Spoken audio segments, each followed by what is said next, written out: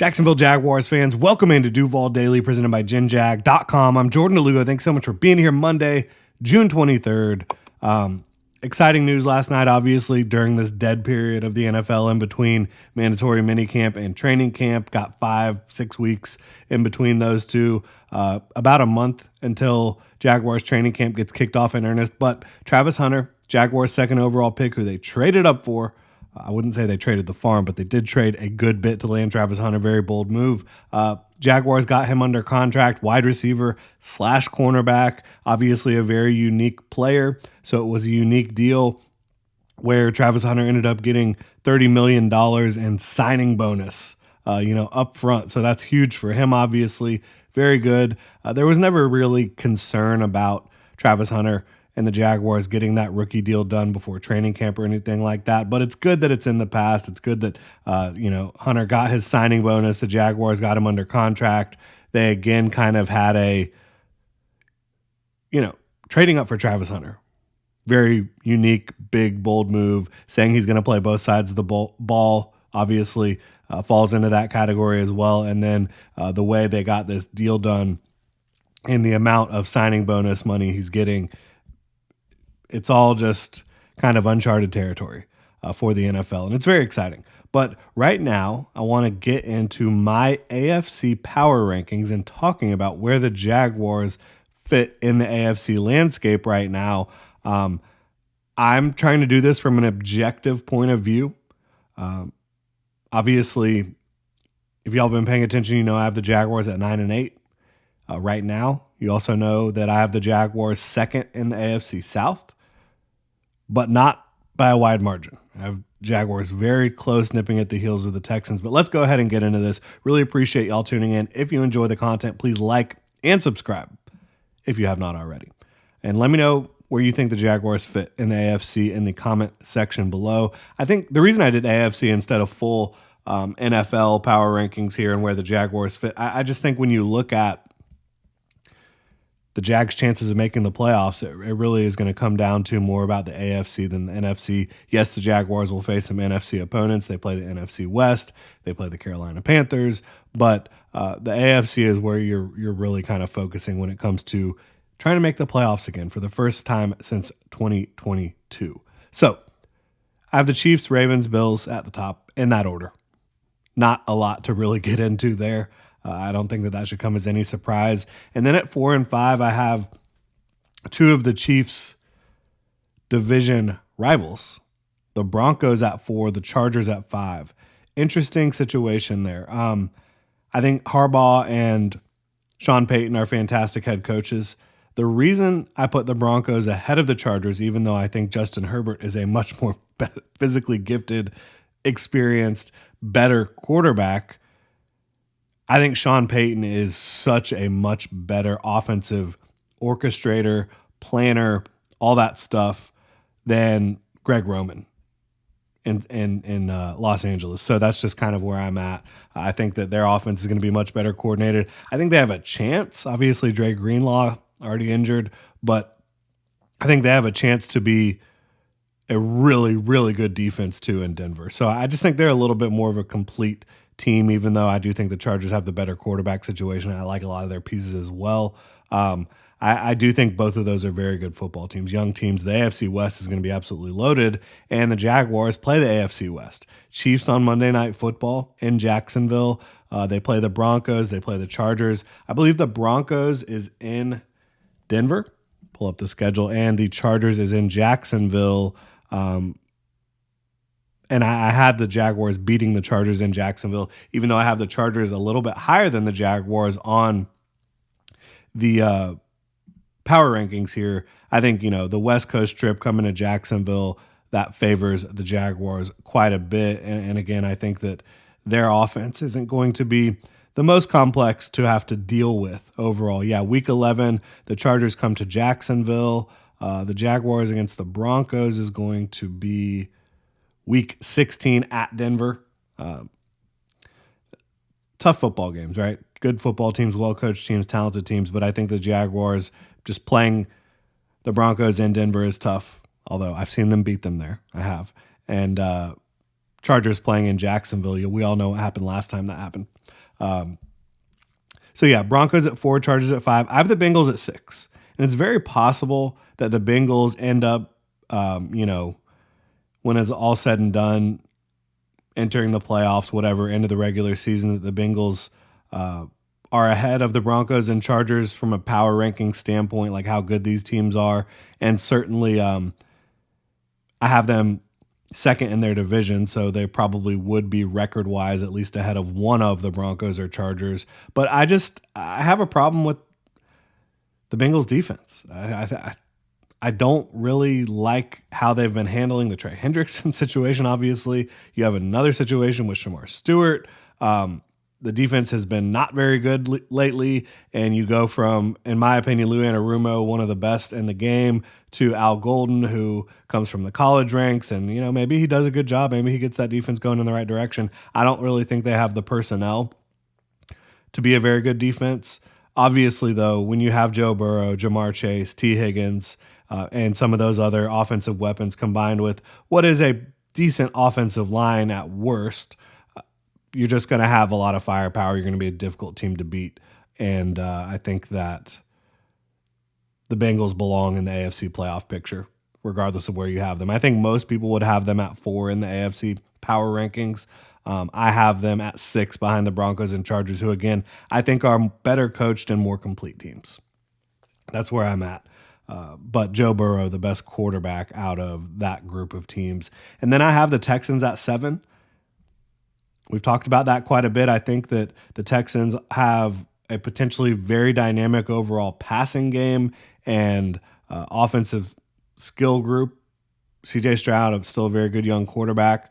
I think that their defense is going to be incredibly well coached, difficult to deal with on all 3 levels. My question with the Texans, and honestly, the Texans could have been so much higher. I do believe in Nick Caley, their offensive coordinator coming over from LA. I think that was a smart hire. The offensive line. The offensive line was one of the worst, maybe the worst in football last year. I think it got worse on paper. Now, maybe the coaching of it all, just the plan, the teaching, the orchestration of the offensive line, maybe they will improve just simply by being better coached. But on paper, I think that they're less talented than they were last year. So that's a concern for me for the Texans in a big way. But they've got some super strengths, and I think they're going to be really well coached on both sides of the ball and from the top down. D'Amico Ryans, Nick Caley. I think it's going to be still a very formidable group, but it's possible that the offensive line, that the weakness that they have really just brings down the entire team. I would not put that past the potential of happening here in 2025, especially when you look across their own division, the AFC South, and you look at the Jaguars defensive front with Josh Hines-Allen, Trayvon Walker, Eric Armstead, Mason Smith, etc. You look at the Colts, they have Leatu Latu, they have DeForest Buckner, they have Grover Stewart, they have a lot of depth throughout that group. The Titans have, you talk about beasts in the middle. Jeffrey Simmons, Tavondre Sweat. Yeah, you'd probably like a little bit more edge help. We've got Arden Key, a couple other guys, but the AFC South defensive lines, whether it be from the edge, the interior, or both, can present a lot of problems, and having an offensive line that looks as poor as the Texans does would really worry me if I was a Texans fan. I do have the Jaguars at 8, which obviously if they finish 8, they're not in the playoffs. But I have them at 9 and 8.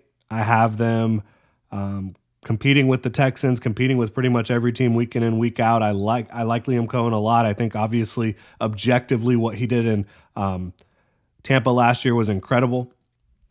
I think that it's also fair to say he's got a lot more responsibility on his plate now. You also haven't seen Anthony Campanile call plays on the defensive side of the ball in the NFL. You also haven't seen Travis Hunter play both sides of the ball in the NFL. There's fair question marks about the Jaguars, but I just think the upside is so high, really on both sides of the ball. There's a lot of talent, and it really centers around Travis Hunter. But Trevor Lawrence getting in a much cleaner offensive system, throwing the football to Brian Thomas Jr., Travis Hunter, De'Ami Brown. I think that Liam Cohen's similar to Nick Caley, but more proven than Nick Caley. Liam Cohen's blocking schemes, running game, screen game, going to make it much easier for the Jaguars to have a more consistent offense and have just a better infrastructure around Trevor Lawrence. There's a lot of talent on all three levels of the defense. I think my biggest question marks for them are the interior of the offensive line, which could be an issue in the AFC South when you look at all those talented interior defensive lines. And then also the safety group. You have Eric Murray. He was a starter for the Texans last year, did a pretty good job. Caleb Ransaw coming in as a rookie. I'm a fan of his game, but you've got some question marks at safety. I think when you look around the rest of that group defensively, they're in a really good spot. But again, Anthony Campanile, while we love him here in Jacksonville, we love the energy, the attitude, the way he talks and thinks about the game, still got to prove it in a big way. So that's why I have the Jaguars at 8. They could very well finish much higher than this. I think it's possible they could finish lower too, because there's several teams right here that could also be better than where I have them ranked. Like I have the Steelers at 10. Steelers almost always make the playoffs somehow, some way. But something's got to give between, Aaron Rodgers not playing great ball, obviously, but the Steelers always finding a way to make the playoffs. It's going to be fascinating to see how that plays out. I have the Dolphins at 9, and I think you could very easily make the argument that the Dolphins are potentially a better regular season team than the Jaguars will be. But I think if I had to pick those two teams to play against each other in the playoffs or to play against other teams in the playoffs, I would give the Jaguars a better chance because really good defensive and defensive coaches end up usually by season's end figuring out how to slow down the Dolphins, and you do that by obviously disrupting the timing of that offense. It's a timing-based offense, and that's nothing against Mike McDaniel, in my opinion. You have heard issues about their culture in Miami, which, to me, I really don't know about that. But I will say from an X's and O's schematic teaching, all that stuff, I think Mike McDaniel's a genius. I think the problem is that, quite frankly, Tua Tagovailoa is very limited, and the way they've built that offense and the passing attack around Tua limits them. It makes them, when they're on, one of the most dangerous offenses in football, bar none, but it does limit them. And it gives really good teams, really good defenses the ability to disrupt timing at the line of scrimmage, and then that kind of throws everything off, and it makes it very difficult for them to win football games. And I think that there's been a lot of attrition on both sides of the offensive and defensive line, and Jalen Ramsey on his way out. So there's just a lot there with the Dolphins to potentially be concerned about. And it also just feels like they're a team kind of heading in the wrong direction. It's post-hype. I still think they're going to be one of the most dangerous offenses in football week to week, but it's hard for me to buy in that the Dolphins can make any noise should they make the playoffs. I told you about the Steelers at 10. I have the Raiders at 11. They're in a very tough division. I think the three teams ahead of them in their division are going to make the playoffs. But the Raiders, you look at them, I think that having Pete Carroll, Geno Smith, Brock Bowers, Ashton Genty, pretty good overall offensive line. Chip Kelly calling plays over there. You retain Patrick Graham on the defensive side of the ball. If you can get Christian Wilkins healthy, Malcolm Kuntz, obviously Max Crosby, they have a potentially very dangerous defensive front. There's just some things, some pieces to that group that I really like over in Las Vegas. And then I have the Colts at 11. I think the Colts are a really well-rounded football team outside of the quarterback position, the most important position, certainly in football, perhaps in all of sports, right? So that's the issue there. I mean, if the Colts had any sort of good answer at quarterback, I could easily put them much higher than this. Even if they just still had like Joe Flacco, I could put them much higher than this. But Anthony Richardson dealing with injuries, dealing with inconsistent play when he's able to get on the field, just hasn't had enough time on task, hasn't had enough opportunity to get those reps. And obviously the whole taking himself out of the game situation was a rough look. So That's tough because the team, I think, overall is very soundly built. But when it's Daniel Jones and Anthony Richardson at quarterback entering the season, tough to have you much higher than 12. At 13, I have the Patriots, young upstart team. I love Drake May. I like the direction they're going, but I still think there's just too many holes right now to really put them much higher. I have the Titans right there as well at 14. I think the Titans could finish better than this. Obviously, a lot of it will depend on how Cam Ward performs in the Brian Callahan offense this year. They've got some pieces to get excited about, but they were the number one pick in 2024 for a reason. I do think they've improved. I think that Cam Ward is a much better quarterback than anything they've had for a while there. So going to be fascinating to see how that young team does. I have the Jets at 15.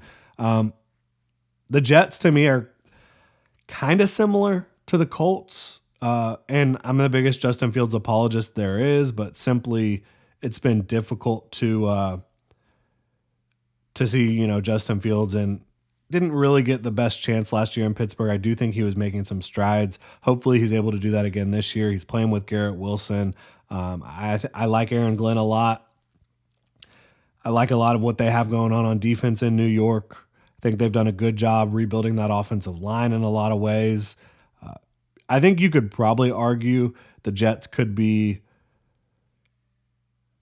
in the 10 to 13 range here, but Justin Fields is going to have to prove it for me. And it's year one of Aaron Glenn.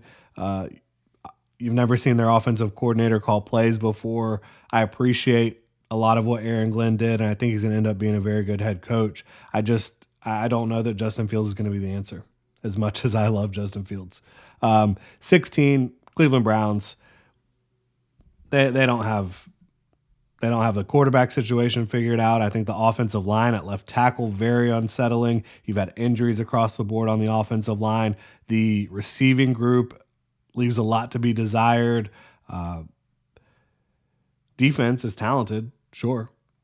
Very talented defense, but I think the offense is going to be a complete mess.